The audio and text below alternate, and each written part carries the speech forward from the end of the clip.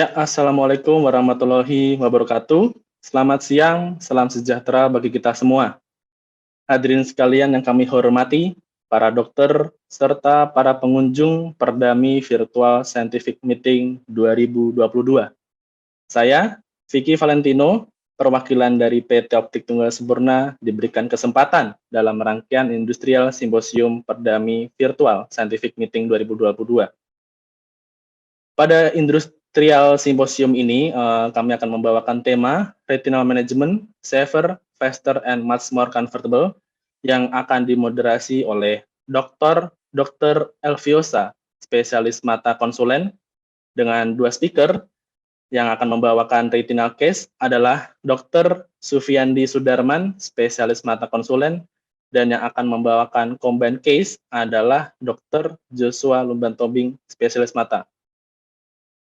Bagi para dokter serta pengunjung PVSM 2022, kami mohon jangan keluar terlebih dahulu sebelum video session ini berakhir, karena kami akan mengumumkan adanya door prize Industrial Symposium PVSM 2022. Berikut akan saya bacakan CV dari moderator Dr. Elviosa, spesialis mata konsulen. Dr. Elviosa, teaching staff in the Vitreoretinal Division di Fakultas Kedokteran UI di Dr. Cipto Mangunkusumo, dan konsultan Vitreoretina dan kepala Vitreoretina Service di Rumah Sakit JC, serta kepala Medical Committee di Rumah Sakit Mata JC dan Klinik JC, dan konsultan aktif pada Iklasi dan presiden pada Perdami Jaya, serta fellowship di Vitreoretina pada Fakultas Kedokteran di Universitas Indonesia dan Universitas UTA, dan residensi ophthalmologi at Faculty of Medicine University of Indonesia. Bagi Dr. Elviosa, demikian dari CV-nya. Waktu dan tempat selanjutnya akan kami serahkan ke Dr. Elviosa. Silakan, dokter. Terima kasih, Mas Vicky. Assalamualaikum warahmatullahi wabarakatuh. Selamat siang. Selamat berjumpa lagi. Ya, syukur alhamdulillah kita diberikan kesehatan sehingga kita bisa berjumpa di forum ini. Jadi siang ini kita akan bersama-sama menyaksikan simposium Industrial Symposium ya, yang disponsori oleh Tunggal, PT Tunggal, dan akan menampilkan mesin ya, alat vitrectomy dari DORS. Kita ada dua pembicara hari ini, yaitu Dr. Sofiadi, spesialis mata konsultan, dan Dr. Joshua, spesialis mata. Baiklah, kita mulai saja pada pembicara pertama, Dr. Sofiadi. Ya, bisa ditampilkan CV-nya Dr. Sandi. Jadi Dr. Sufiandi Sudarman merupakan vitreoretinal konsultan pada Rumah Sakit Mata Jakarta Center, fellowship di Zivo Novik Surgical Retina di Rotterdam Eye Hospital, Netherlands, dan observership in Surgical Retina di Singapore National Eye Center, fellowship Medical Retina di Jakarta Center, dan residency program in ophthalmology in University of Indonesia, medical doctor di UI juga. Ya. Baiklah, Dr. Sandi, waktu kami persilakan. Silakan. Terima kasih Dr. Elvis atas kesempatan yang diberikan pada saya. Saya ucapkan terima kasih juga dengan Optik Tunggal atas kesempatannya pada hari ini. Saya izin share screen terlebih dahulu.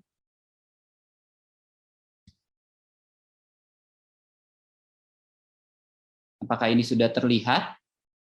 Sudah, dokter.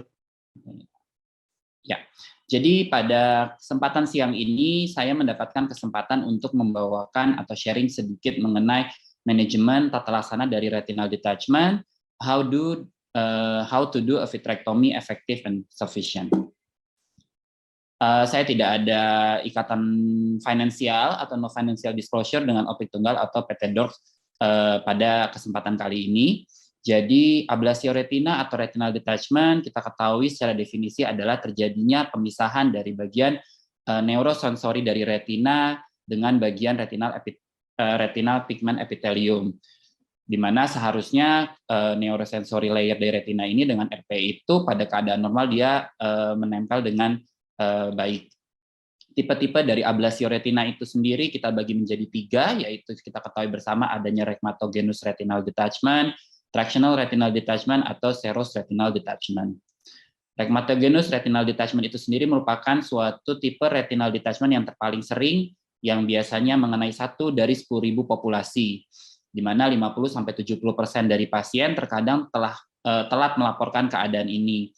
Karakteristik dari rhematogenous retinal detachment ini biasanya terdapatnya robekan atau break yang menyebabkan terjadinya akumulasi dari cairan vitreous yang masuk ke dalam neurosensory retina yang akan menyebabkan terpisahnya lapisan dari retina dengan RPE.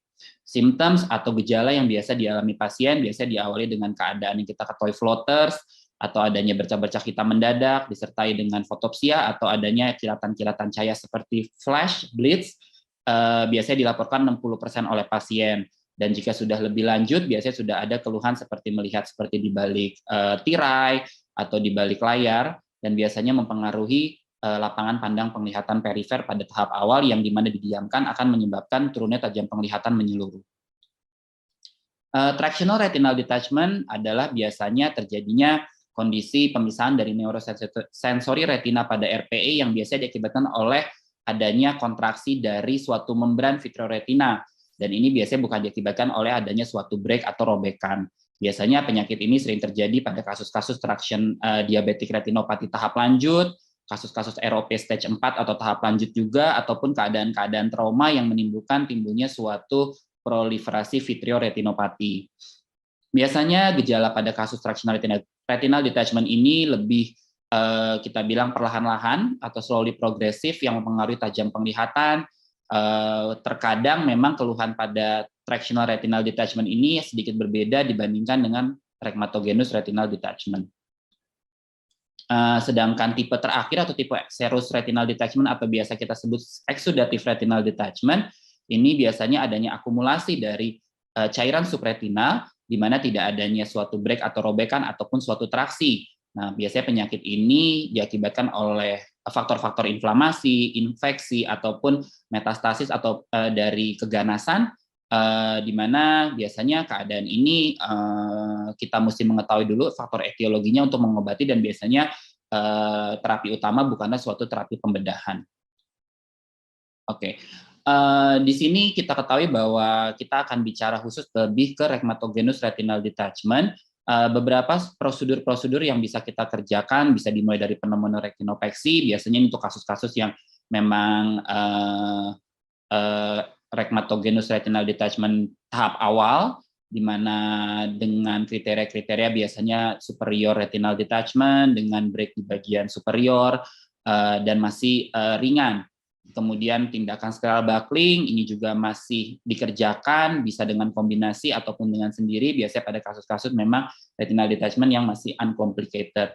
Pada kesempatan siang ini memang kita lebih menekankan pada tindakan vitrektomi pada penanganan kasus rhematogenous retinal detachment, di mana tindakan ini bisa dikombinasikan dengan scleral buckling ataupun berdiri sendiri.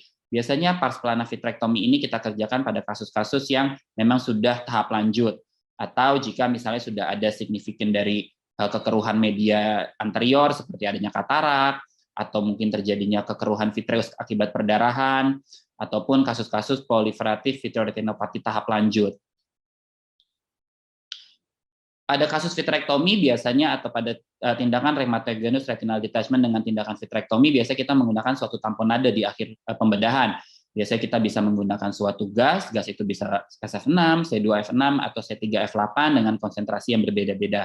Ataupun kita juga bisa menggunakan tamponade silikon oil. Kenapa silikon oil bisa menjadi pilihan? Silikon oil itu sendiri sebenarnya menjadi pilihan utama pada kasus-kasus kompleks rhematogenous retinal detachment. Biasanya sudah mengalami PVR karena dia cukup baik dalam menempelkan antara neurosensory retina dan RPE. Dia juga mengurangi insiden terjadinya slippage dari retina itu sendiri. Biasanya ini memang silikon oil menjadi pilihan pada kasus-kasus pasien yang mesti melakukan tindakan penerbangan, karena kita ketahui pada pemberian gas salah satu kontraindikasinya adalah tidak bisa melakukan penerbangan jarak jauh. Kita akan bahas sedikit mengenai kita bilang mungkin dinamika dari mesin vitrektomi itu sendiri. Jadi kita ketahui bahwa tujuan utama dari tindakan pembedahan vitrektomi yaitu adalah kita memberikan intervensi intraoperatif dengan minimum kerusakan atau kelainan pada jaringan di sekitarnya. Dalam arti jadi kita melakukan pembersihan vitreus tanpa menimbulkan suatu efek samping atau suatu keadaan yang tidak baik pada misalnya jaringan di sekitarnya, yaitu misalnya retina ataupun pembuluh darah di sekitarnya. Jadi pada tindakan vitrektomi kita mengharapkan terjadinya pembersihan vitreus secara efisien, namun dengan seminimal mungkin terjadinya tarikan atau turbulensi dari retina, di mana kita ketahui pada kasus rheumatogenic retinal detachment terkadang jika sudah terjadi bulos dari retina yang cukup besar pada saat tindakan vitrektomi, terkadang terjadi turbulensi dari retina yang cukup besar, sehingga meminimalisi dari turbulensi retina ini merupakan salah satu tujuan yang kita harapkan dari tindakan vitrektomi. Nah, salah satu keuntungan dari mungkin mesin DORC dari EVA ini adalah memiliki suatu mode ya yang kita sebut dual linear standard.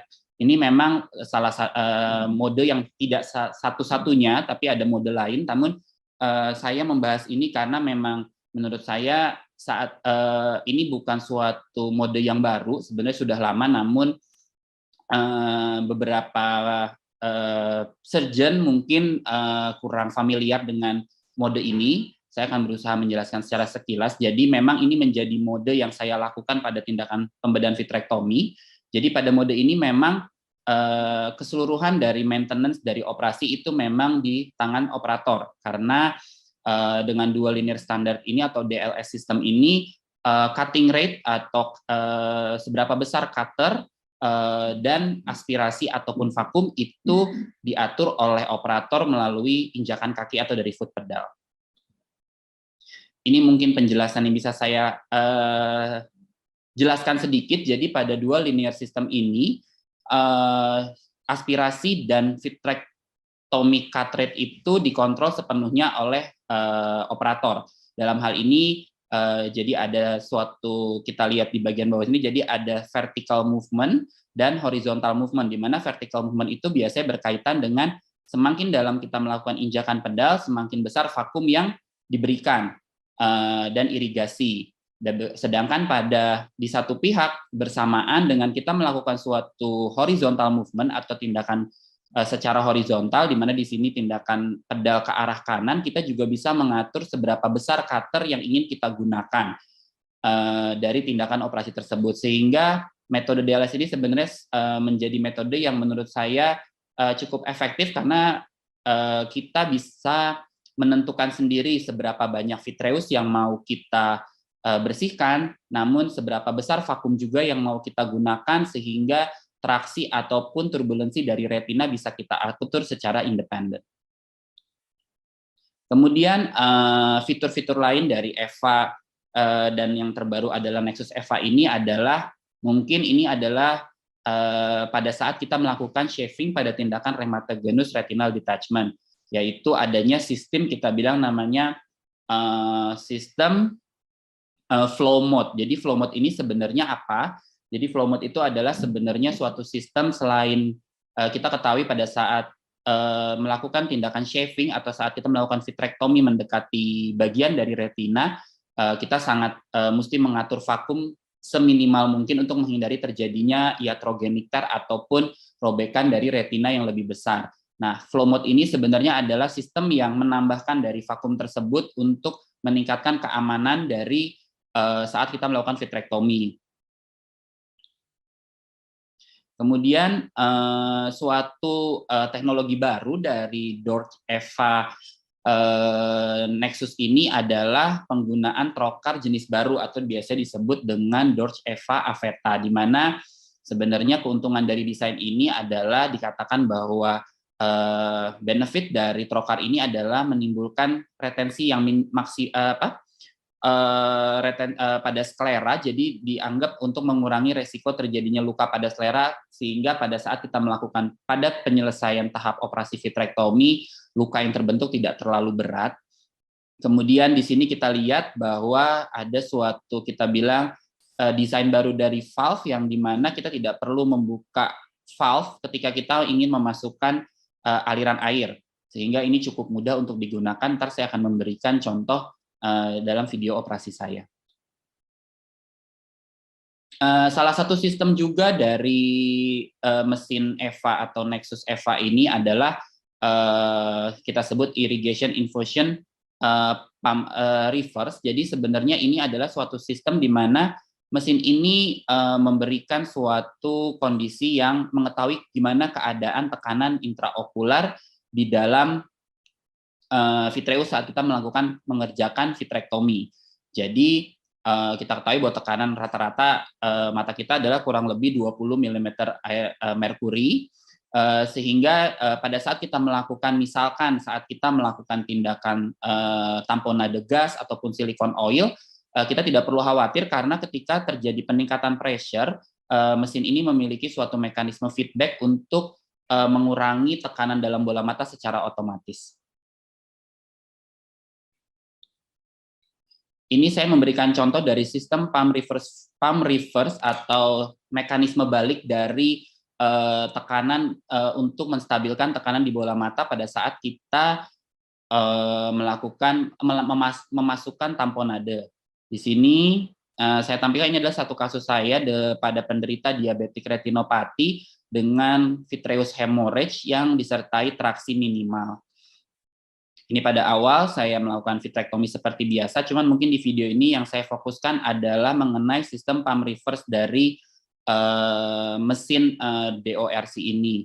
Jadi di sini, mohon maaf ya, jadi pada saat akhir kita ketahui pada saat saya memasukkan gas SF6, di sini terlihat bahwa saya tidak perlu memasang suatu spuit untuk mengeluarkan udara di dalam korpus vitreus. Kita ketahui pada saat kita masukkan tamponade gas sudah terdapat udara di dalam rongga vitreus di sini, karena udara tersebut secara otomatis sudah naik dengan sistem pump reverse ini ke dalam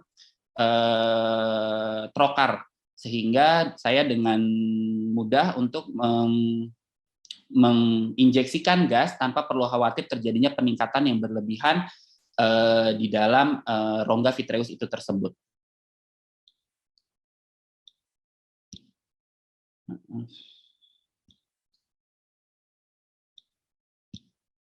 Ya, berikutnya saya akan menampilkan kasus video operasi saya dengan menggunakan EVA Nexus. Jadi kasus pertama adalah kasus rhematogenous retinal detachment dengan PVR grade B. Di sini saya menggunakan mode dual linear atau DLS dengan cutting rate berkisar dari 1000 hingga 8000. Cut rate dengan vakum saya mulai dari angka 0 hingga maksimal 680, dengan irigasi atau tekanan itu berkisar dari 0 hingga 40, dengan automated dengan plus minus variabel 30 mm air rasa. Jadi pada video ini kita lihat saya menggunakan tadi trokar Aveta itu yang cukup mudah untuk dipasangkan.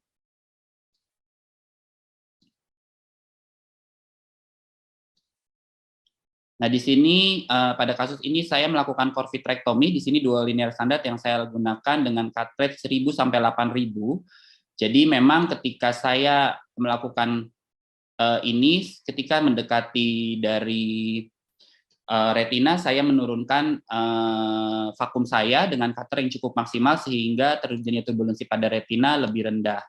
Kemudian pada saat memasukkan silikon oil pun sistem dari DORC EVA ini sudah terhubung langsung dengan mesin, sehingga dengan cukup mudah kita melakukan pemasangan silikon oil. Di sini saya ingin menunjukkan bahwa dengan adanya sistem pump reverse, kita tidak perlu khawatir mengenai kondisi tekanan bola mata yang tiba-tiba meningkat, karena sistem EVA ini memiliki sistem pump reverse. Walaupun saya bantu dengan suatu fluid needle, cuman di sini saya dengan aman atau nyaman dapat memasukkan silikon oil secara baik dan dengan tekanan yang saya harapkan tanpa saya khawatir akan timbul tekanan yang tinggi secara mendadak.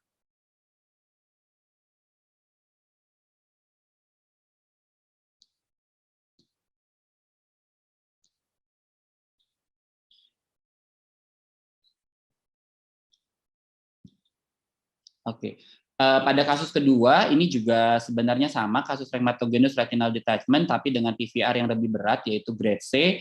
Saya juga menggunakan metode yang sama, dual linear standard dengan cut rate 1000 hingga 8000, dengan vakum dari 0 hingga maksimal, dengan irigasi dari 0 hingga 40. Rata-rata biasanya saya melakukan tindakan vitrektomi dengan irigasi kurang lebih tetap 20 hingga 25, karena kita ketahui bahwa pada mesin EVA ini atau DORC Nexus atau generasi EVA yang baru, itu tekanan yang kita dapatkan di dalam mata itu sesuai dengan tekanan yang didapatkan dalam mesin, sehingga kita lebih mempermudah dalam saat kita melakukan tindakan vitrektomi.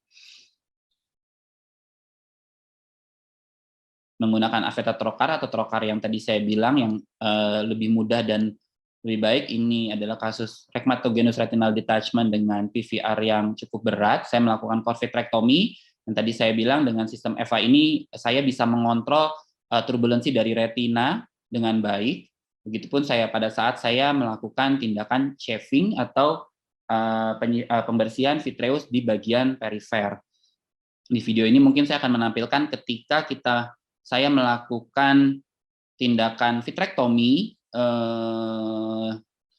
mendekati TER, yaitu kita lihat sini di bagian inferonasal, stabilitas dari retina bisa kita jaga dengan baik dengan sistem ini. Saya bilang di sini di flow mode ini saya bisa dengan flow 0 hingga 2,5 cc, saya bisa dengan baik menstabilisasikan retina yang menurut saya sini sudah terjadi total retinal detachment. Dan lihat di gambar ini saya bisa membersihkan daerah retina di sekitar TER dengan tanpa khawatir terjadinya robekan yang lebih besar. Kemudian saya seperti biasa, mungkin tidak saya tampilkan dalam video ini, saya lakukan tindakan peeling dari membran pada PVR. Kemudian pada akhir operasi saya masukkan silikon oil, di mana silikon oil insersi pada kasus dengan menggunakan mesin EVA ini sudah terhubung langsung dengan mesin.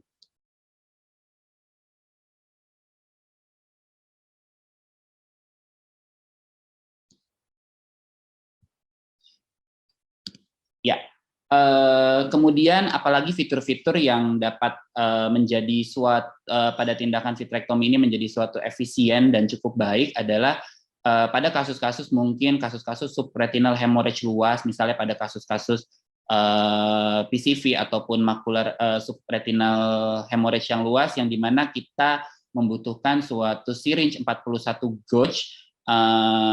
DORC ini memiliki suatu yang baru, kita bilang ini micro injection inicio, di mana ini bisa dihubungkan langsung syringe ini dengan jarum 41 gauge, di mana dengan melalui foot switch atau pedal di kaki kita bisa dengan mudah menginjeksikan, misalnya pada kasus-kasus subretinal hemorrhage kita ingin melakukan injeksi subretinal RTPA, dengan mudah bisa dikontrol oleh operator, di mana pada sebelumnya mungkin kita membutuhkan bantuan asisten pada saat ingin memasukkan obat RTPA pada kasus-kasus subretinal hemorrhage. Sebagai konklusi, sistem dual linear standard atau DLS dengan foot pedal sebenarnya menjadi pilihan saya karena secara independen kita sebagai operator dapat mengatur berapa cutter yang kita inginkan dan berapa vakum yang kita inginkan dalam waktu yang bersamaan. Di mana pada kasus-kasus rhematogenous retinal detachment menurut saya ini menjadi suatu mode yang sangat berguna karena akan mengurangi terjadinya kerusakan atau iatrogenik pada retina. Di selain pihak kita dapat membersihkan vitreous dengan sebersih-bersihnya. Kemudian adanya sistem flow mode itu sendiri pada tindakan vitrectomy shaving ini juga sangat memberikan suatu kenyamanan dan keamanan dari turbulensi pada retina, karena flow mode ini sebenarnya adalah suatu mekanisme jika tidak ada vitreous yang full pada saat di bibir cutter yang kita punya, cutter dari vitreous itu tidak berfungsi dengan sesuai dengan semestinya, sehingga ini bakal menjadi suatu fitur yang cukup baik pada jaringan retina. Lalu adanya sistem pump reverse atau sistem balik dari udara dari rongga vitreous ke dalam mesin, ini kita dapat melakukan injeksi tamponade baik gas ataupun silikon oil secara baik tanpa kita mesti khawatir terjadinya peningkatan mendadak ataupun penurunan mendadak dari tekanan intraokular pada saat kita melakukan injeksi tamponade. Mungkin ini beberapa dokter di luar yang menggunakan mesin ini yang mengatakan bahwa mesin ini memang cukup baik. Nanti Dokter Joshua akan menjelaskan tentang kombinasi operasi katarak dengan retina dari mesin DORC ini. Terima kasih saya ucapkan atas kesempatan yang diberikan pada saya. Pada kesempatan ini juga saya ingin mengundang kepada seluruh peserta PVSM 2002 untuk menghadiri seminar offline dari JEC Retina Saturday Seminar pada 5 November 2022 di Shangri-La Hotel Jakarta. Terima kasih, saya kembalikan kepada moderator Dr. Elviosa. Ya, terima kasih Dr. Sandi. Ya, presentasinya sangat menarik ya. Jadi kita sudah diperkenalkan satu varian baru mesin vitrektomi dari DORS, ya itu Nexus ya. Sebelumnya EVA ya, sekarang Nexus, di mana kita lihat ada kelebihan-kelebihannya. Ya, ada DLS dual linear stem ya, ada sistem juga ini sistem vakumnya ya, flow mode ya, dan juga gimana dia bisa mengatur tekanan. Itu kelebihan-kelebihan mungkin yang bisa kita dapatkan. Nanti bisa menjadi bahan diskusi kita ya. Nanti Dr. Sandi mungkin bisa lebih menjelaskan lagi ya. Kami tunggu nanti pertanyaan-pertanyaan daripada audiens. Untuk selanjutnya, pembicara berikutnya adalah Dr. Joshua. Nah, ini Dr. Joshua, the rising star retina kita nih sekarang ya, Top Gun. Ya, silakan Dr. Joshua untuk mempresentasikan kasusnya. Ya, silakan.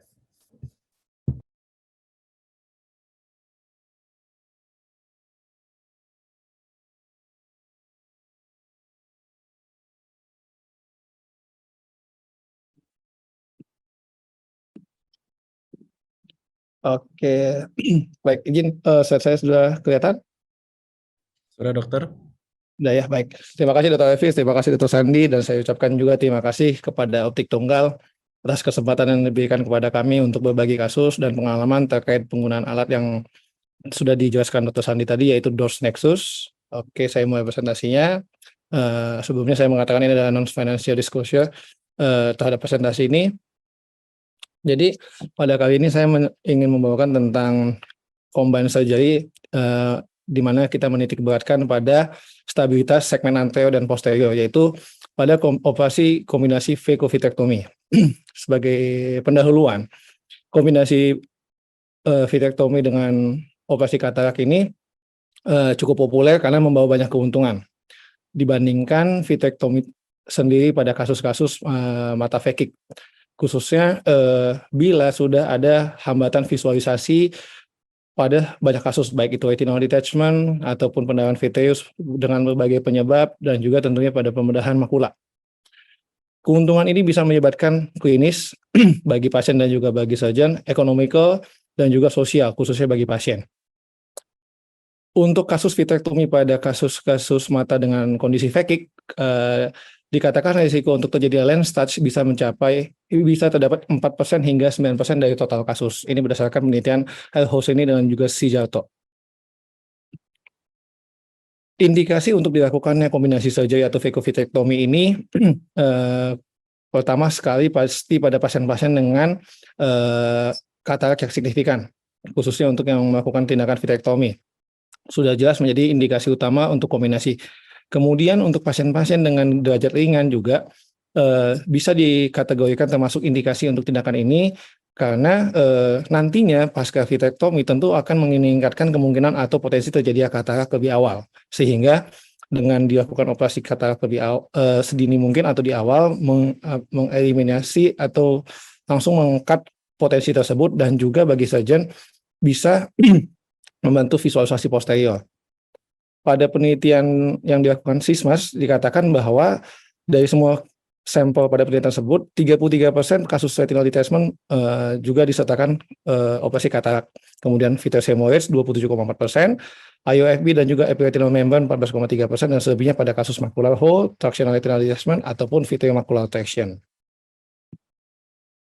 Benefitnya tadi dikatakan bagi pasien tentu bisa menghindarkan kemungkinan 2 trips atau lebih masuk ke OT, karena kadang-kadang ada dia habis operasi kemudian muncul potensi katarak pada segmen posterior dalam kondisi baik, tentu juga menghambat rehabilitasi visual dan juga harus masuk ke OT lagi. Secara psikologis juga bagi pasien kadang-kadang kekhawatiran dan kecemasan juga mengganggu.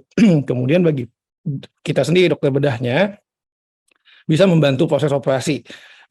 Khususnya tadi seperti katakan untuk saving dari vitreous base tanpa mengeliminasi kekhawatiran kita untuk terjadinya lens touch.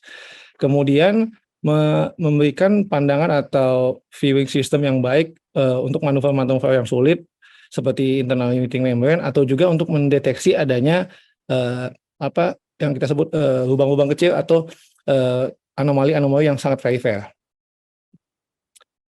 Risiko atau tantangan pada kasus phaco-vitrectomy atau combined surgery ini, untuk kataraknya sendiri tentu anterior chamber stability sudah menjadi gold standard untuk tata laksana operasi katarak yang baik, sehingga ini juga menjadi tantangan bila dilakukannya kombinasi pembedahan. Kenapa? Kadang-kadang untuk kasus-kasus tertentu seperti retinal detachment, tahanan dari segmen posterior sudah hilang, sehingga untuk manuver atau operasi katarak di segmen anterior dengan kondisi seperti itu tentu sangat-sangat berisiko. Kemudian KCRO juga menjelaskan kalaupun kita sudah operasi katarak, kita lakukan kombinasi dan sudah dilakukan operasi katarak di awal dan kita akan lanjutkan ke segmen posterior, itu juga dapat mengganggu stabilitas segmen anterior. Kadang-kadang bisa leakage, chambernya terganggu, kemudian juga kalau operasinya sulit, operasi katarak cukup sulit, bisa menimbulkan gangguan pada kornea seperti edema ataupun juga strie. Kemudian pemasangan lensa juga bisa menimbulkan desentrasi. Dan waktu kita menutup atau menyelesaikan operasi, kita memberikan tamponade seperti silikon, kadang-kadang juga bisa migrasi ke anterior akibat ada gangguan zonul. Mungkin disebabkan hal-hal tersebut yang di awal waktu operasi katarak. Ini yang menjadi selalu resiko dan juga tantangan dalam tata laksana operasi katarak dikombinasi dengan vitrektomi. Saya akan lanjutkan ke kasus yang akan saya presentasikan. Ini adalah pasien laki-laki 34 tahun yang terkonfirmasi diabetik kronik. Datang dengan keluhan pandangannya buram dengan visual acuity saat datang ada 60, kemudian didapati adanya sedikit kekeruan pada lensa ditambah adanya kapsul blood staining, artinya ada darah yang menempel pada segmen posterior lensa. Kemudian dikonfirmasi pasien sudah mendapatkan terapi laser diakibatkan adanya diabetic retinopathy. Dan juga pada pemeriksaan USG kita dapati ada kekeruan vitreous dengan after movement yang positif dan terkonfirmasi retina kesan baik, namun secara pemeriksaan ultrasonografi. Tantangan dari kasus ini yang pertama usia muda. Studi Leo mengatakan pasien-pasien usia muda cenderung lebih berat untuk kasus diabetik retinopati dibandingkan usia senior atau usia tua. Dengan rentang usia muda di antara 37 tahun dengan plus minus 5 tahun, sedangkan usia tua 57 tahun plus minus 9 tahun. Kasus yang kita dalami adalah pasien dengan usia 34 tahun, tentu termasuk golongan usia muda. Kemudian pada tata laksana dengan kekeruan vitreous, kadang-kadang dikhawatirkan atau secara studi terbukti bahwa disertai dengan tractional retinal detachment paling banyak sekitar 62,1%. Kemudian juga disertai dengan gangguan retinal vein occlusion sebanyak 41,4% yang mungkin disertai juga neovaskularisasi di mana-mana. Kemudian juga dapat disertai dengan fibrovascular membran sebanyak 37,9%. Kemudian sistemik pendukung pada kasus ini sesuai dengan studi yaitu adanya hipertensi dan juga gangguan ginjal. Nah, untuk penelitian tersebut dikatakan rate operasi katarak pada kasus muda dengan kasus tua pada pasien-pasien dengan PDA waktu akan menjalani vitrektomi seimbang, yaitu usia muda 27,6% dan 22,4% pada kasus usia tua. Artinya kebutuhan tindakan kombinasi surgery untuk tata laksana segmen posterior pada penelitian ini berimbang antara kelompok usia tua dan usia muda. Sehingga secara klinis saya diagnosis pasien ini dengan kekeruan vitreous diduga diyakini akibat pendarahan sebabkan oleh gangguan proliferatif diabetik retinopati, dan rencananya adalah dilakukan tindakan ekstrasi katarak dengan IOL, kemudian dilakukan vitrektomi dan bila diperlukan dilakukan membran peeling serta endolaser, dan diharapkan masih dapat menggunakan tamponade udara. Ini adalah operasinya, saya awali dengan operasi katarak. Saya melakukan insisi 2,2 mili pada sisi temporal. Kemudian saya menggunakan adrenalin untuk memastikan adanya dilatasi pupil, namun sayangnya dilatasi sangat minimal sekali. Namun operasi tetap saya lanjutkan.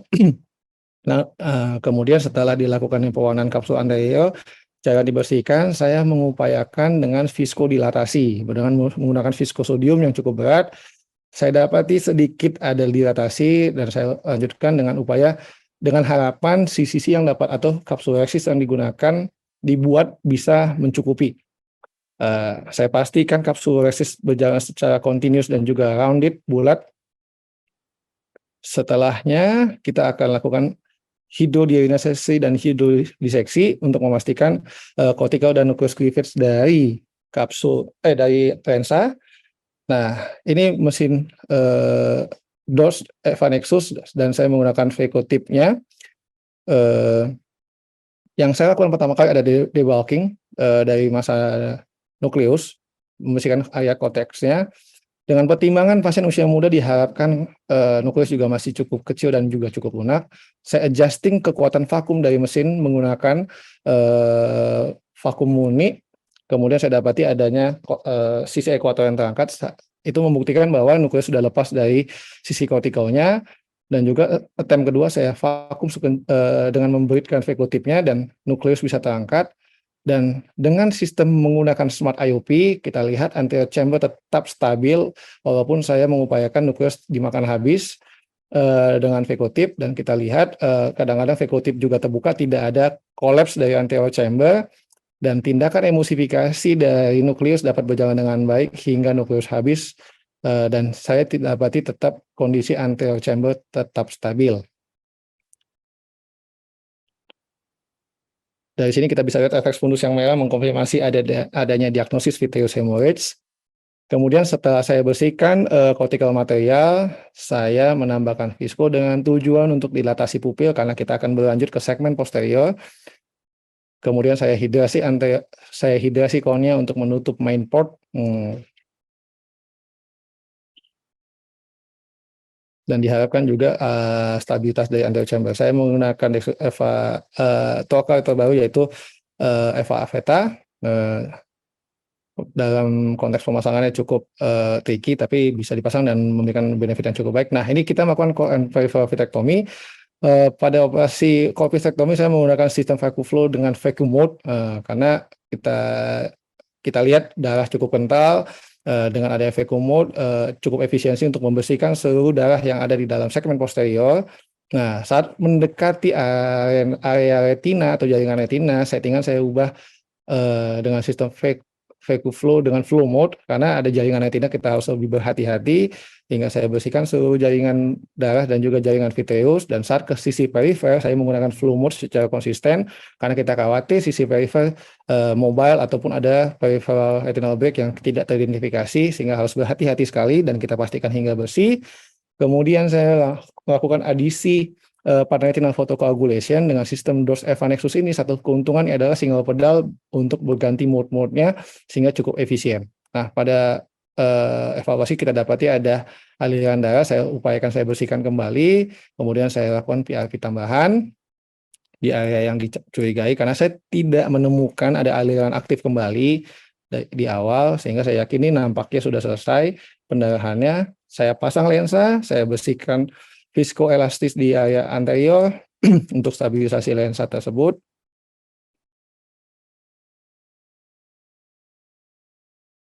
Kemudian saya closure dengan hidrasi pada kornea.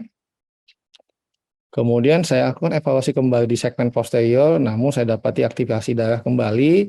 Kembali saya irigasi darah tersebut, saya bersihkan. Kemudian saya identifikasi memang ternyata ada lubang kecil aktif. Saya gunakan endodiatermi untuk mengkoagulasi area tersebut. Setelah dilakukan endodiatermi, saya pastikan beberapa saat tidak ada aktivasi darah dan saya menggunakan tamponade udara dengan tekanan penutup di 30 mm air laksa. Dan saya tutup beberapa titik suturas, kemudian saya tambahkan air bubble pada segmen anterior untuk menjamin stabilitasnya. Pada follow up, saya dapati minimal postoperative inflammation, AC depth juga cukup terjaga hingga beberapa waktu ke depan, dan juga visual acuity recovery-nya sangat baik bagi pasien, bisa mencapai 0,5 dalam 1 bulan follow up. Kita ke mesin, yaitu Eva Nexus yang saya gunakan. Pada tindakan vitrectomy, kita bicara VECO dulu. Kenapa kita butuhkan irigasi dan aspirasi? Secara sederhana, irigasi kita harapkan untuk membuat bilik mata depan pada kondisi yang stabil sesuai yang kita harapkan.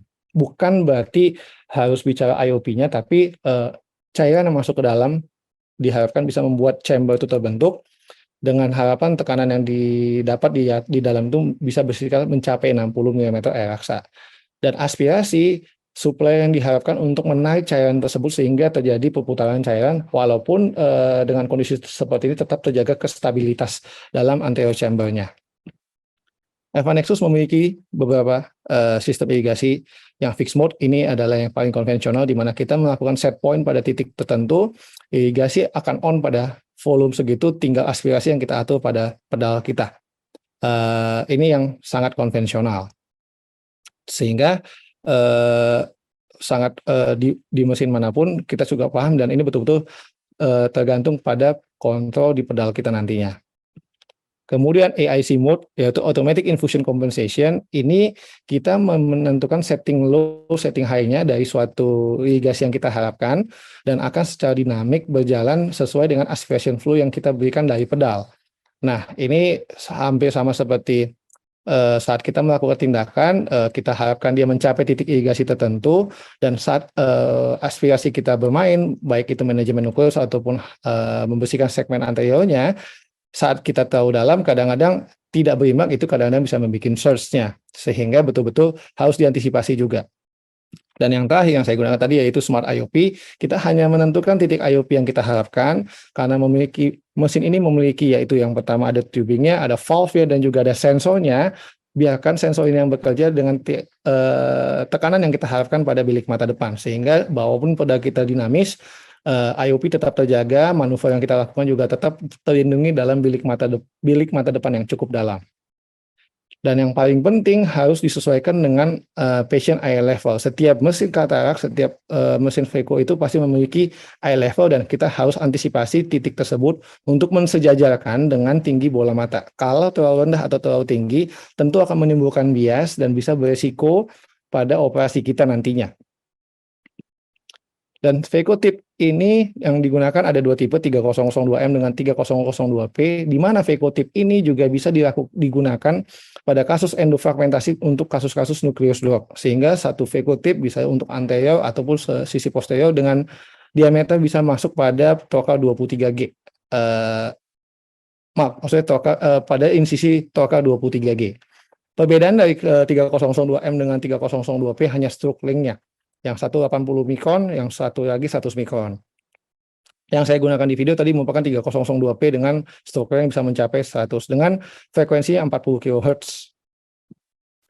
Dan ini juga yang paling penting, dual infuse dan irrigation lines. Dimaksudkan adalah saat kalau kita ke mesin-mesin sebelumnya, irigasi hanya satu line. Saat kita sudah memasang toka pada segmen posterior dan juga irrigation line-nya, di saat kita membutuhkan aspirasi tindakan di anterior, irrigation line yang sama digunakan juga untuk VECO probe-nya kita, sehingga resiko collapse satu, kemudian instabilitas anterior chamber juga sangat mungkin terjadi. Dengan sistem dual infuse dan irrigation line ini sangat membantu dinamika kalau kita ada butuh switching dalam intraoperatif, sehingga sangat efisien dalam tata laksana kombinasi VECO dan VTRAC. Nah, dari Smart IOP ini saya uangkan kembali, irrigation aspiration dibuat titik stabilitas pada IOP-nya, sehingga dengan kondisi tersebut kita hanya memastikan IOP akan cukup di titik sekian. Manuver yang kita lakukan akan sangat dibantu oleh sensor dari mesin, sehingga emulsifikasi dari nukleus akan baik. Nah, kita lihat dalam beberapa titik, kadang-kadang VECO probe saya tidak sedang menggenggam suatu nukleus, namun dipastikan tidak ada scattered atau burayan dari nukleus tersebut. Nah, ini menandakan irigasi dan aspirasinya pada kondisi yang seimbang dan ditekankan pada level IOP yang kita harapkan. Kemudian seperti yang dijelaskan Dr. Sandi sebelumnya, yaitu DORS EVA Vacuum Flow VTI Pump Teknologi, kita memiliki dua, yaitu flow mode dan vacuum mode. Valve VTI itu adalah valve timing intelligence. Karena di mesin ini kita lihat bulatan-bulatan ini juga di balik kotak ini atau di balik kaset ini ada yang disebut dengan pistonnya yang bulat besar, kemudian ada valve-nya, kemudian sensornya di balik ini. Nah, itu yang mengatur semua fluidik baik itu VECO ataupun vitrectomy-nya pada mesin ini. Untuk flow mode seperti dijelaskan Dr. Sandi tadi ialah mengurangi atau mengeliminasi pulsasi atau tarikan-tarikan yang tidak diharapkan saat kita melakukan tindakan baik itu VECO ataupun vitrectomy. Sedangkan untuk vacuum mode tidak membutuhkan oklusi, dia vacuum base untuk menarik suatu jaringan, menawarkan atau memberikan efisiensi dan pekerjaan yang cukup cepat. Nah, ini yang disebutkan tadi, kalau untuk EVA VTI pump dia secara linear smooth gerakannya, sedangkan yang peristaltik pump ada pulsatil, kadang naik, kadang turun, kadang naik. Nah, saat diferensiasi tekanan ini bisa mengakibatkan surge, atau kalau pada konteksnya operasi retina, jaringan yang mobile bisa kesedot ke cutter sehingga bisa mencederai. Sedangkan kalau vakumnya, perbedaannya adalah dia mencapai rest time-nya cukup cepat dibanding mesin yang lain, sehingga cukup efisien dan mengurangi time consuming dalam tindakan pembedahan. Nah, di sini kita lihat saya menggunakan vacuum mode pada kalau vitrectomy di awal. Vitrectomy saya hanya cutter saya masuk di satu titik stagnan, nukleus vitreous tersebut ketarik ke dalam cutternya, dan ini menggunakan TDC 2-dimensional cutter yang cukup efisien, potong dari depan, potong dari belakang. Dan juga saat mendekati jaringan retina saya ganti ke flow mode untuk berhati-hati untuk menghindari adanya cedera pada area retina, dan juga tentunya dimanfaatkan untuk peripheral shaving kalau kita tidak mendapati adanya gangguan, namun harus tetap berhati-hati karena area peripheral cukup sulit diidentifikasi. Sehingga penggunaan kedua sistem ini baik flow maupun vacuum bisa dilakukan secara dinamik dalam operasi. Sebagai catatan, teknologi yang dihadirkan EVA Nexus memberi banyak manfaat untuk tindakan kombinasi, sehingga mesin ini cukup memberikan kenyamanan dalam bekerja. Yang pertama yaitu dual infuse and irrigation lines yang saya katakan tadi, saat kita harus melakukan switching secara mendadak ataupun direncanakan, dengan adanya dual infuse ini sangat-sangat membantu efisiensi dalam tata laksana.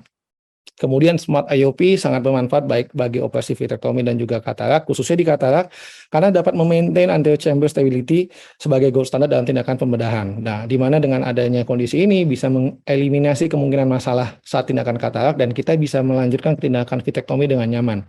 Dan VTI Vacuum Flow ini memberikan atau menawarkan dua sistem, yaitu flow mode dan vacuum mode untuk efisiensi dalam tindakan pembedahan berbagai kasus retina, dan tetap mengedepankan safety pada performance surgical.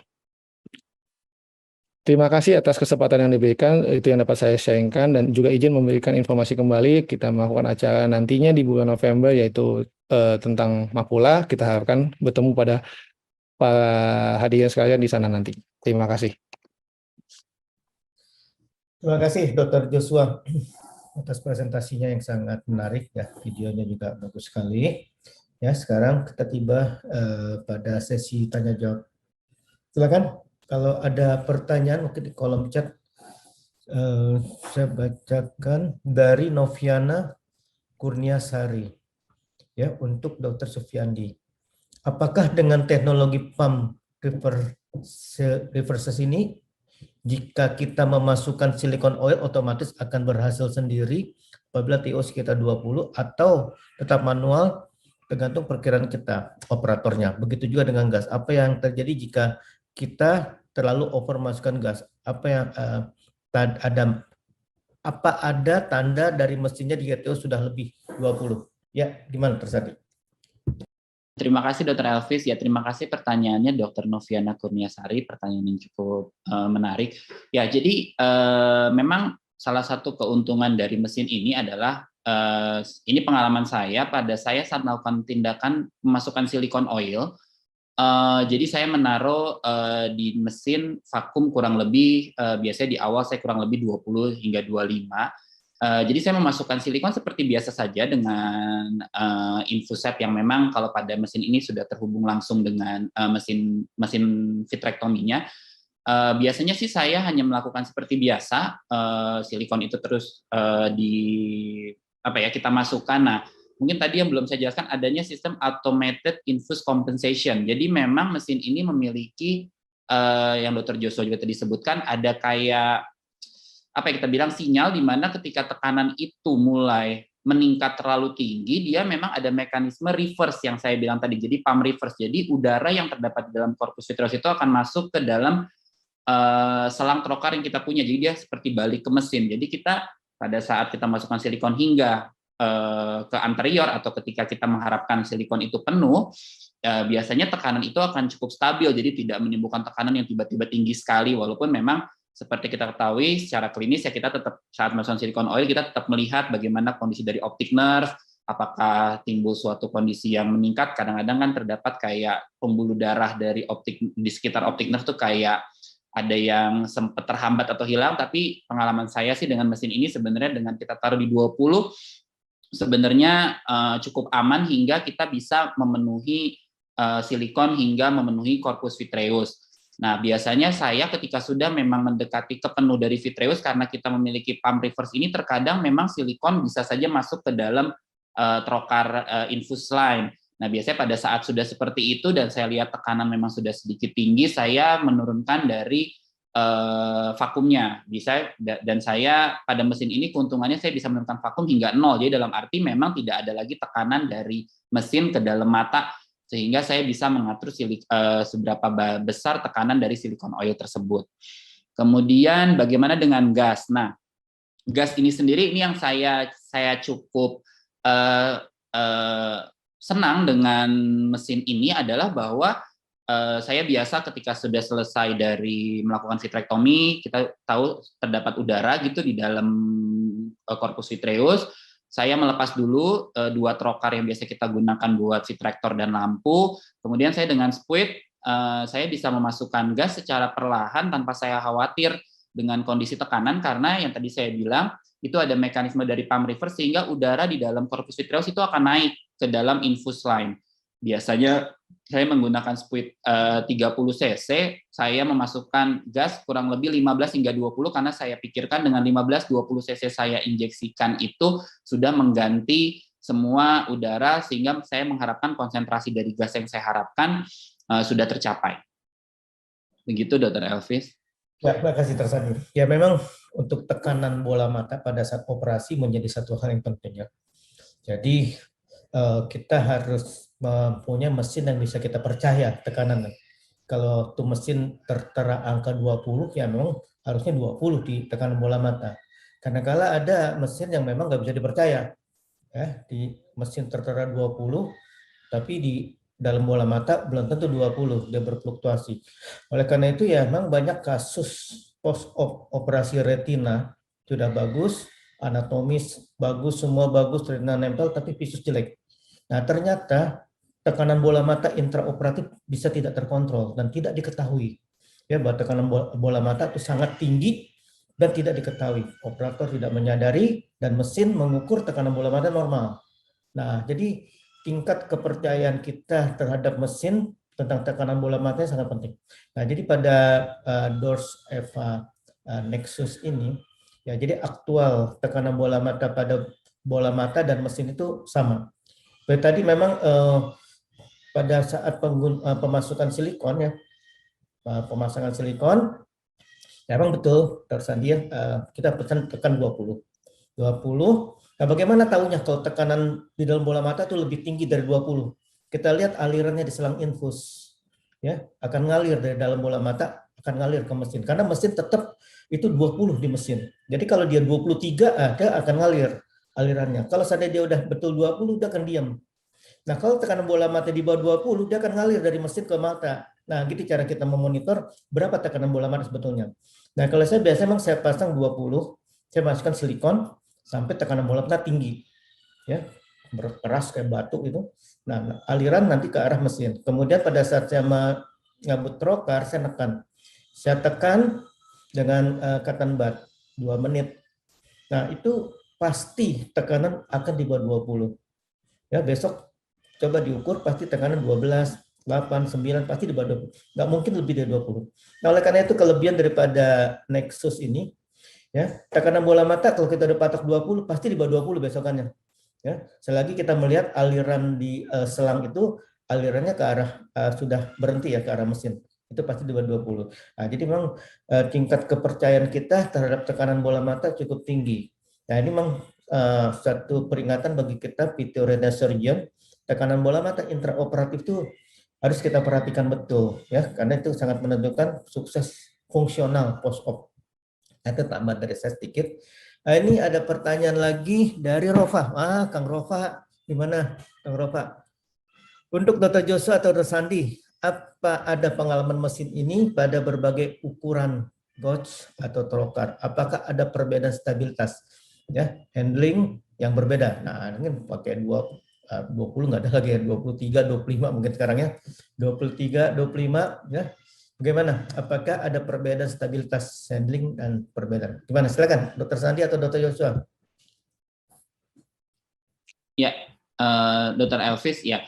Mungkin karena mesin EVA Nexus ini kan generasi yang baru ya, Dr. Elvis, saya sih belum punya pengalaman selain dengan 23G sejauh ini ya. Namun dari presentasi yang saya pernah dengarkan gitu ya baru-baru ini, saya rasa sih sebenarnya dengan gauge yang 25 ataupun 27 sebenarnya dikatakan bahwa stabilitas sih sebenarnya tidak ada perbedaan ya, cukup baik. Tapi tadi itu bukan pengalaman saya, cuma berdasarkan dari presentasi dari dokter-dokter yang memang sudah menggunakan mesin EVA Nexus ini, Dok. Tapi saya belum. Saya selama ini hanya menggunakan 23 gauge. Ya memang semakin besar gauge, ya tekanan harus kita turunkan. Karena besarnya gauge dengan tekanan itu ada volume ya. Perkalian antara tekanan dan besar itu adalah volume. Nah, jadi kalau seandainya gauge-nya diperbesar, ya berarti volumenya, kalau volume tetap, tekanan harus kita turunkan. Seperti tekanan kalau zaman dulu kan pakai 20G. Itu tekanan kita turunkan karena volumenya akan besar sekali. Nah, begitu ya sekarang udah era 23G, ya tekanan kita naikkan, 25G kita naikkan lagi karena itu berpengaruh pada volume. Jadi kita inginkan volume tetap. Jadi perkalian antara tekanan dan besarnya gauge itu menggambarkan volume. Jadi mungkin itu ya. Jadi memang besarnya gauge itu sangat berpengaruh terhadap tekanan. Ya, jadi itu mungkin bisa saya tambahkan. Belum ada pertanyaan, mungkin saya akan memberikan pertanyaan lagi mengenai karakter daripada mesin ini. Ada satu hal yang sangat menariknya, ada vakum dan flow tadi ya. Nah, itu dua hal sangat menarik.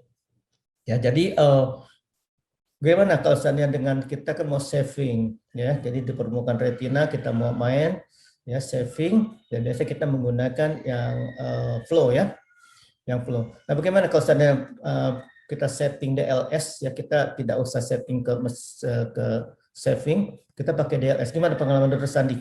Ya, kita jadi nggak usah saving, kita pakai DLS aja, kita mau saving permukaan retina. Jadi vakumnya masih vakum, masih pakai vakum nih. Memungkinkan nggak? Jadi kita nggak switch ke flow mode gitu. Gimana Dr. Sandi pengalaman? Ya, makasih Dr. Elvis ya.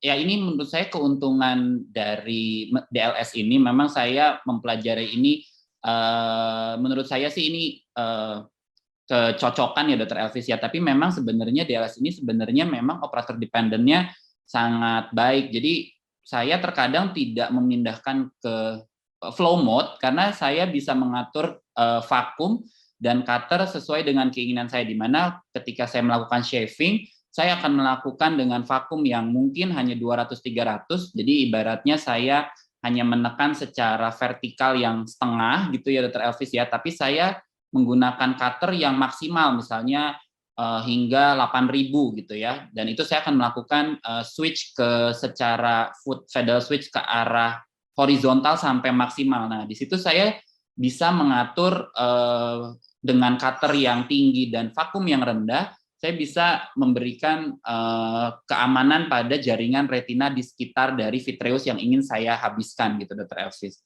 Ya memang kerugiannya memang kalau flow mode itu secara otomatis dia sudah bisa ada kayak suatu sistem otomatis, kalau dia vitreousnya tidak penuh dia tidak akan occlude. Nah, kalau di sini memang mesti butuh kehati-hatian. Namun tadi saya bilang dengan DLS ini sebenarnya kita bisa mengatur dengan baik, di mana ketika lihat kalau retina masih cukup tertarik, mungkin kita bisa menggeser kaki lebih sedikit ke arah kiri, menggeser kaki untuk lebih sedikit ke atas dengan harapan vakum jadi lebih rendah, tapi dengan maksimal dari kita melakukan paddle switch ke arah horizontalnya. Memang kekurangan DLS ini adalah kalau kita terkadang menggunakan kaki ini belum terlalu terbiasa saat kita melakukan shaving, kaki bergeser sedikit ke arah kiri, di mana cutter menjadi rendah. Kita tahu bahwa cutter rendah terkadang akan memakan jaringan yang tebal lebih banyak. Kita tahu bahwa retina lebih padat daripada vitreous. Nah, itu yang kita khawatirkan kalau kita belum terlalu terbiasa ketika kaki terlalu ke arah kiri cutter rendah, ibaratnya seperti kita memakan nukleus yang jatuh ke vitreous gitu, Dr. Alfi, sehingga resiko iatrogenik tear-nya jadi lebih besar. Iya, terima kasih Dr. Sandi. Jadi memang ini seni ya, banyak seni. Jadi memang mesin ini cukup canggih ya. Tapi di tangan orang yang terampil dan cerdas, ya ini sangat lebih canggih lagi jadinya. Ya, lebih canggih lagi. Jadi memang fitur-fitur yang ditawarkan oleh mesin ini, kemudian di tangan orang yang terampil dan cerdas, fitur ini lebih memberikan hasil yang lebih baik lagi. Nah, ini ada pertanyaan lagi ya dari Dr. Noviana Kurniasari. Untuk Dr. Joshua, apakah teknologi Smart IOP ini juga dapat digunakan untuk melakukan endofragmentasi? Apakah masih mungkin terjadi kolaps bola mata durante endofragmentasi? Nah, silakan. Endofragmentasi. Terima kasih Dr. Elvis, terima kasih Dr. Noviana atas pertanyaannya. Jadi kalau kita bicara Smart IOP ini kan sebenarnya kita bicara fluidik. Fluidik itu memang bisa terkait dengan anterior juga posterior. Nah, kalau kita bicara Smart IOP, AIC atau tadi fixed mode itu baik di anterior di posterior bisa digunakan. Nah, untuk kasus endofragmentasi lagi-lagi kita harus ingat untuk mencapai stabilitas fluidik buka harus kedap. Itu poin pertama. Apalagi kita ngomong di segmen posterior. Nah, untuk tindak fluidiknya menggunakan mode Smart IOP tentu saja bisa. Namun yang menjadi concern saya saat kita memanajemen nukleus dop tentu berbeda dengan saat kita memanajemen nukleus pada kapsul atau saat kita melakukan ekstraksi katarak. Nah, mengambil istilah atau menggunakan yang dikatakan Dr. Sandi tadi DLS untuk endofragmentasi dalam mencegah kolaps karena sistem dua linear standar dari pedal ini, vakum atau aspirasi dan juga energi yang didistribusikan pada vacuum bisa kita adjust dari pedal. Nah, ditambah dengan settingan Smart IOP, jadi kita dinamis, baik dari mesin sudah membantu dengan IOP yang baik, kemudian kita gunakan vacuum tadi untuk memakan nukleusnya di dalam itu, kemudian kita adjust tekanan juga tidak terlalu rendah, karena saat kita memakan nukleus dengan memakan vitreous itu beda tarikannya beda. Nah, memang risiko kolapsnya sangat bisa terjadi kalau kita tidak menyeimbangkan keduanya. Smart IOP ini sekedar angka, tapi yang paling penting harus kedap dan juga cara kita memakan nukleusnya juga tidak harus terburu-buru sehingga mencegah terjadinya kolaps tadi loh. Dan juga dengan menggunakan vacuum-nya kita tadi Torka 23G diangkat langsung masuk dari insisinya, itu juga terbentuk langsung kedap sebenarnya. Langsung kedap karena dia pas banget sehingga untuk melakukan endofragmentasi dengan menggunakan sistem fluidiknya diharapkan dengan kekedapan tercapai apa yang kita harapkan baik mau AIC atau Smart IOP. Biasanya saya sendiri menggunakan AIC karena takutnya kan instabilitas karena kita kadang-kadang ego kita waktu mau makan nukleus pengen habis atau kita injek pada terlalu tinggi takutnya kolaps malah nanti bisa kowetnya kenapa-kenapa. Kurang lebih seperti itu. Terima kasih dok. Saya itu untuk endofragmentasi 23G juga kan? Betul dok, 23G juga. Nah itu salah satu keuntungan. Ya jadi ini kan kedap. Jadi pada operasi vitrectomy itu kan closed system, ya. Jadi nggak gembos gitu, closed system. Jadi yang masuk dengan yang keluar itu sama. Itu prinsip daripada closed system. Jadi kalau disedot 20 akan masuk 20 juga. Ya jadi tekanan bola mata akan imbang. Kecuali hybrid. Jadi di trocar itu 23G. Endofragmentasi 20G. Jadi itu akan berbeda volumenya nanti. Yang masuk dan yang keluar itu bisa collapse. Nah, itu sering kita menggunakan endofragmentasi yang 20G. Ya, jadi ada mesin tertentu, ya dia nggak punya endofragmentasi 23G, jadi 20G.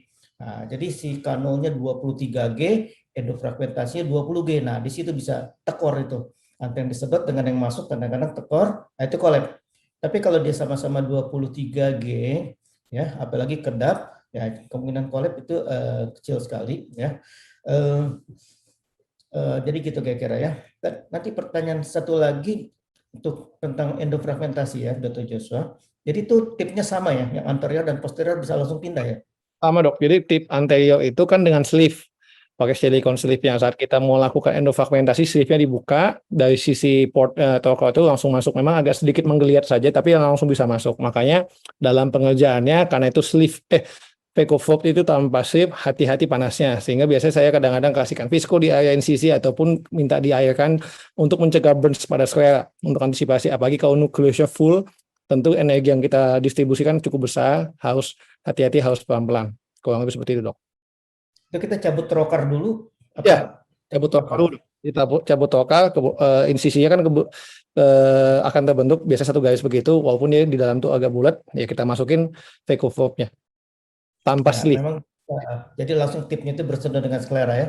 Ya, Betul. jadi itu ya satu masalah nantinya kalau memang kita menggunakan US-nya itu terlampau banyak, itu bisa sklera terbakar ya. Akibatnya nanti kita mungkin perlu kita jahit nanti skleranya. Ya, memang ya, tapi kalau kita menggunakannya secara hemat ya mungkin sklera nggak terbakar. Nah, itu salah satu trik lagi, mungkin kita taruh viskoelastik atau asisten ya rajin-rajin menyemprot-nyemprot pada daerah tersebut ya, tidak trocar, jadi tidak ada terbakar. Ya, ini satu keuntungan ya. Jadi endofragmentasi langsung ya. Ada satu lagi pertanyaan dari Marsha Alsya ya untuk Dr. Joshua. Seperti kasus yang dipresentasikan tadi, combined surgery setting smart IUP yang digunakan beberapa setting smart IUP yang digunakan berapa ya, Dok? Atau adakah perbedaan setting jika hanya Phaco saja tanpa Vitrek? Terima kasih. Ini mau beli Vitrek Phaco-nya aja nih. Nggak pakai Vitrek, kata Phaco aja boleh. Baik, Dr. Hafiz, terima kasih. Terima kasih Dr. Masya untuk pertanyaannya. Jadi pada kasus tadi kalau saya tidak salah, saya biasanya main di 30-40 smart IOP-nya. Tapi ingat, kita bisa lihat kasus demi kasus juga, dok. Jadi tidak harus stagnan. Kalau kasusnya ED tentu IOP-nya yang main agak tinggi tentu lebih membantu karena nggak ada tahanan kan di bawah. Kalau ya kasus-kasus seperti tadi VH di 20-30 juga nggak ada masalah kadang-kadang. Karena kalau tahu kencang seperti katakan Dr. Hafiz tadi, tahu tinggi pun IOP yang kita harapkan bisa mencederai optic nerve. Jadi memang harus hati-hati. Nah, untuk tindakan Phaco saja ya Smart IOP tadi mau disettingan berapapun boleh, dan juga kalau misalnya kita hanya ngomongin Phaco saja kadang-kadang dinamis, mau pakai biasanya saya ganti kadang AIC juga atau kadang-kadang pakai Smart IOP. Kalau untuk Smart IOP ini pada Phaco biasa tentu menguntungkan sekali, seperti mesin yang mungkin beberapa kali kita lihat presentasi katakan sekarang sudah menggaungkan pressure base katakan saja, jadi betul-betul IOP-nya yang ditekankan karena kadang-kadang kita men-setting irigasi, aspirasi, vakumnya berapa, energinya berapa, equilibriumnya masih masing-masing sajian beda. Nah, dengan Smart IOP ini karena dia punya sensor, sajian mau IOP berapa, mau pedalnya dalam banget, setengah dalam ya dinamis lebih enak main. Jadi dan itu mesti kita adjust case by case, nggak bisa sama. Kalau di presentasi saya main di 30-40. Kalau untuk Phaco saja ya lihat kalau 30 kadang-kadang kita masa tahu kenceng bisa kita turunin. Jadi betul-betul dinamis. Nah, dan enaknya intraoperatif settingannya juga mudah. Jadi tinggal turunin, naikin di dalam operasi sangat-sangat membantu sekali interface dari mesin ini. Kurang lebih seperti itu, dok. Ya, makasih Dr. Joshua. Ini mesin ini Nexus ya, ini suatu mainan yang enak ya. Kita mainkan ya, sangat nyaman ya. Ya, dan memberikan tingkat keamanan yang baik untuk pasien. Mengenai lampu, mungkin lampu ini juga sangat penting ya. Mungkin Dr. Sandi bisa memberikan masukan ya, teman-teman mengenai lampu daripada mesinnya, lampunya gimana? Ya. Apa cukup nyaman? Ya. Sejauh ini sih menurut saya lampunya cukup baik ya, dok. Saya nggak tahu sih apa istilahnya ya, dok ya, tapi pada lampu DORC Evanex ini pakai teknik bevel ya. Pakai bevel, nah benar ya, saya lupa tuh, dok. Jadi dengan adanya bevel ini, menurut saya pencahayaan lampu tuh bagi saya sih ini jadi cukup baik ya, karena dengan sistem bevel saya bisa memfokuskan pada daerah mana yang ingin saya fokuskan gitu dok. Jadi misalnya kalau saya mau lihat ke bagian perifer nasal, perifer temporal ataupun ke sisi posterior, dengan sistem bevel ini saya rasa lebih apa ya? Saya bisa melihat jaringan baik pembuluh darah, retina, vitreous itu lebih clear. Kita tahu ya, maksudnya ada mesin yang tidak menggunakan pencahayaan bevel ini yang memang seperti kayak menyebar gitu ya, dok ya. Memang ada beberapa operator yang menyenangi mungkin sistem itu di mana terlihat luas gitu daerah yang yang ingin kita lihat. Namun memang bagi saya sendiri sih saya lebih prefer dengan metode lampu bevel ini karena yaitu daerah fokus yang ingin saya kerjakan atau area yang ingin saya lakukan tindakan tuh lebih fokus terlihat, sehingga saya tinggal mengarahkan. Ya balik lagi memang butuh butuh adaptasi kali ya dengan model lampu ini, bahwa ketika kita menggeser ke arah misalnya lebih ke temporal atau ke nasal, ya bevelnya ini pun juga mesti kita arahin gitu loh. Ya sebenarnya ibarat kayak kita lakukan tindakan VECO kan ada bevel up, bevel down, ya itu aja sih dok menurut saya. Tapi bagi saya sih ini lebih bermanfaat buat saya sistem lampu seperti ini.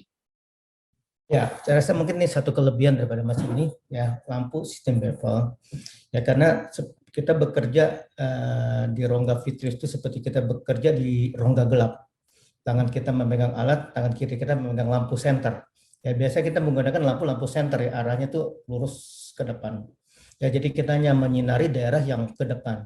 Tapi daerah yang ke samping atau ke belakang mungkin agak sulit. Ya, ke belakang ya. Nah, bevel ini keuntungannya kita bisa menyinari daerah belakang. Jadi seolah-olah kita bekerja di ruang gelap dengan menggunakan lampu yang kita pangku gitu lampunya. Jadi kita bisa menyinari daerah yang bagian vitreous bagian belakang. Nah, jadi kalau kita biasa menggunakan lampu dengan sistem bevel, ya pasti kita juga mampu menggunakan lampu yang sistem biasa.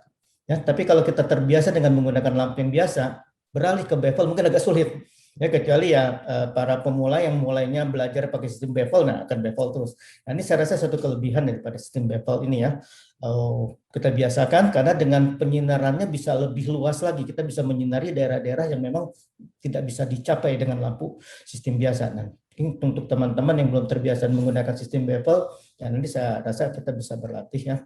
Dan satu lagi, sinar untuk menyinari dalam rongga vitreous itu sangat penting karena sering terjadi light toxicity. Light toxicity, jadi apalagi kalau operasinya lama. Ya, jadi sinar itu yang penting itu adalah sinar panjang gelombang visible light 400 sampai 700 nanometer. Ya, di bawah 400 atau ultraviolet itu nggak penting, lebih dari 700 atau infrared itu juga nggak penting. Ya, di mana pada panjang gelombang yang infrared 700 itu bisa membakar jaringan. Di bawah 400 ultraviolet bisa toksik terhadap jaringan. Oleh karena itu penting mesin ini ada filternya, ya terutama filter biru, ya filter biru. Jadi sinar-sinar biru yang di bawah 400 nggak boleh lewat. Ya, jadi hanya memperbolehkan mesin lampu visible light 400 sampai 700 nanometer itu penting. Ya, sehingga light toxicity intraoperatif bisa kita hindari. Nah, itu penting karena apalagi operasi-operasi memanjang yang lama, apalagi operasi sekitar makula. Ya, kita menyinari makula dengan sinar panjang gelombang yang toksik, nah itu akan merusak makula. Oleh karena itu sangat sering terjadi setelah operasi semua bagus tapi visus nggak maju. Ya mungkin aja sudah terjadi light toxicity.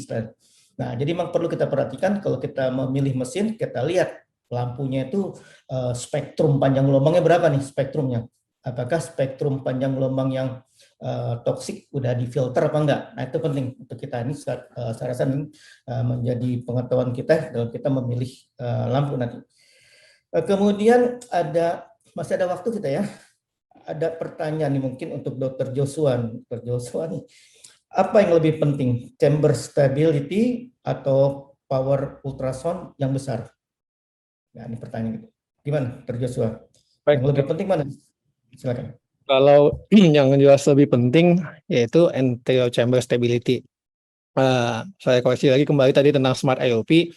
Jadi smart IOP ini memang ditekankan pada operasi anterior segmen. Kalau untuk posterior kita kembali ke fluidik yang biasa. Kalau untuk baik itu endofragmentas ataupun retina. Nah, kenapa digaungkan smart IOP ini? Tentu anterior chamber stability tadi sangat membantu manuver karena nggak semua operasi katarak sekali sedot atau nggak semua operasi katarak dalam dimakan langsung lancar. Kalau ada scattered biasanya kalau power tinggi, resiko yang mungkin terjadi adalah sekitar terbuai. Saking cepatnya dimakan, terbuai itu semua. Kalau anterior chamber stability ya kayak hujan meteor di dalam anterior chamber. Kemana-mana endotel akan rusak. Nah, sehingga kalau dibandingkan antara kedua poin tadi, ya tentu anterior chamber stability adalah poin yang paling penting dalam operasi katarak. Untuk energi, tidak selalu energi itu efisien. Karena dalam memakan katarak, ada cortical, ada nukleus, kadang kita butuh energi, kadang vakum aja bisa memakan. Nah, pada mesin ini, dengan sistem vakumnya cukup membantu, atau Venturi mode-nya, seperti Venturi, untuk cortical, sistem vakumnya cukup membantu. Nah, jadi energinya tidak perlu terlalu tinggi. Kadang-kadang saya pakai di 70% settingan up-nya, kadang-kadang nggak kepake semua, nukleusnya bisa habis dengan single manuver, ataupun pakai istilahnya dengan cutting dibantu second instrument bisa juga kebantu. Jadi tentu energi yang tinggi juga oke, tapi tetap mengedepankan anterior stability dalam efisiensi operasi katarak, dan apalagi kalau dikombinasi, kalau ada masalah di anterior bisa bikin kabur kornea, operasi vitrektomi akan jadi bermasalah, lebih susah dok, kurang lebih seperti itu. Ya, makasih Dr. Joshua. Kita masih ada waktu, mungkin ada pertanyaan tentang ini nih, Dr. Sandi, mungkin kan cutternya nih, pisaunya nih. Ya, ini kan sistem guillotine ya, sistem guillotine. Ya, ini kan kalau pada Nexus ini kan dia pisaunya istilahnya pisau bermata dua ya. Jadi dia ininya ada dua, apa keuntungan dengan sistem pisau yang bermata dua nih? Jadi dia motong dari dua arah gitu ya. Ya, gimana Dr. Sandi, coba? Kalau ya teorinya sih sebenarnya dengan model pisau yang model baru ini sebenarnya keamanan ini dok. Jadi keamanan terhadap jaringan sekitar itu lebih baik. Jadi memang tapi secara bersamaan masuknya vitreous ke dalam cutter itu jadi lebih banyak gitu dok dengan sistem cutter yang seperti ini. Jadi ibaratnya dia mengatur flow dari vitreous yang akan kita bersihkan, tapi di satu pihak dengan sistem double cutter ini, jaringan di sekitar vitreous yang mungkin masih menempel ataupun masih berikatan dengan vitreous bisa lebih aman gitu dok. Jadi lebih efektif dan efisien, efisien dan lebih aman. Sepertinya sih itu sih dok, kalau saya melihat dari sistem cutter yang baru ini. Ya, makasih. Jadi memang ya vitrektomi itu ya prinsipnya kita memakan vitreous. Jadi kita membayangkan vitreous itu seperti serat. Jadi bukan seperti agar-agar. Ya, lain kita makan agar-agar sama makan mie ya. Beda. Ini kan kalau vitreous seperti kita makan mie ya. Tapi kalau makan mie itu kan kita harus sedot potong. Vitreous sedot potong ya. Beda kalau teknik Veco. Veco itu seperti kita makan es batu ya. Kita hancurkan baru kita telan ya, beda. Nah, jadi beda teknik. Jadi kalau vitrektomi itu kita perlu vakum dan cutter ya, dua variabel tuh, vakum dan cutter. Nah, sekarang tinggal bagaimana kita mengaturnya. Ya, potongan-potongan itu mau panjang-panjang atau pendek-pendek. Nah, itu pada teknik shaving itu prinsipnya adalah kita memotong secara halus. Jadi kita vakumnya rendah, cutter tinggi. Ya, jadi dengan pisau yang dua mata ini, ya kita akan memotong lebih halus lagi. Dengan vakum yang rendah, kita akan melakukan shaving dengan sangat halus. Ya, shaping sangat halus sekali. Jadi kita seperti makan ya mie yang halus gitu ya, kita potong, kita sedot sedikit-sedikit sambil kita potong banyak-banyak. Akibatnya potongan itu kan jadi sangat halus sekali. Ya beda kalau kita core vitrectomy, kita membutuhkan vakum yang tinggi. Ya, kalau perlu ya cutter rendah ya, pada kita mau makan lensa gitu ya, cutter rendah. Nah itu hal itu mungkin perlu kita bisa atur-atur. Nah karena itu ya, karena mesin ini cukup baik ya. Ya, tadi saya katakan lagi di tangan orang yang terampil akan lebih baik lagi. Kemudian masih ada pertanyaan lagi, ya. Waktu sudah hampir habis, ya. Baiklah, saya rasa ini diskusi kita sangat menarik ya. Kita udah diperkenalkan oleh varian baru mesin dari Dors, Nexus, ya, yang sangat canggih, ya. Ya, teknologi itu sangat canggih, ya. Tapi bagaimana kita mengendalikan teknologi itu sehingga memberikan manfaat yang sebesar-besarnya untuk kepentingan kita, terutama untuk kepentingan pasien. Dan yang lebih penting lagi adalah untuk patient safety. Karena semuanya itu adalah muaranya adalah patient safety. Patient safety, dokter safety, semua safety dan semua happy. Ya, makasih. Saya kembalikan pada host. Silakan dari Tunggal Vicky. Ya, terima kasih Dr. Elviosa dan terima kasih bagi seluruh dokter moderator Dr. Elviosa, spesialis mata konsulen, dan para speakers dari Dr. Sofiandi Sudarman, spesialis mata konsulen, dan Dr. Josolum Bentobing, spesialis mata. Saya mewakili PT Optik Tunggal Sempurna, berharap sesi ini dapat berguna bagi seluruh dokter mata di Indonesia saat menghadapi retinal case seperti ini. Nah, untuk door prize mekanismenya adalah panitia aku tuh gak marah sama sekali, malah tak pakein ini. Mekanismenya adalah panitia PVSM akan memberikan link Google Form pada yang sudah tertampil di website. Jadi mekanismenya adalah seluruh dokter yang mengikuti rangkaian video session ini perlu menjawab kuis dari Google Form ini. Dan bagi yang beruntung, bagi 2 orang yang beruntung, namanya akan kita tampilkan di booth Optik Tunggal pada hari terakhir Perdami Virtual Scientific Meeting 2022. Demikian telah selesai seluruh rangkaian Industrial Symposium dari kami, PT Optik Tunggal Sempurna. Saya mewakili PT Optik Tunggal Sempurna meminta maaf atas kekurangan selama berlangsungnya Industrial Symposium Perdami Virtual Scientific Meeting 2022. Akhir kata, Assalamualaikum warahmatullahi wabarakatuh. Selamat siang semuanya, terima kasih atas perhatiannya.